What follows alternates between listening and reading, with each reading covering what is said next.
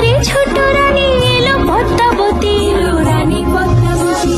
রাজার আরো 6টি রানীর ছিল না সন্তান, পদ্মাবতীর কোলালোতে মিলল সমাধান।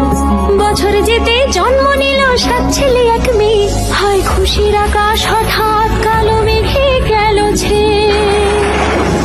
হিংসেতে যায় জ্বলে পুড়ে বাকি 6টি রানী, যুক্তি করে ঘটায় ওরা 7 কুমারের হানি। সুযোগ মতো 7 ছেলেকে মাটিতে দেয় পুঁতে, বাঁচে একা পারুল ওরা পায় না তাকে ছুতে। ধাইমা বাজায় সেই মেয়ে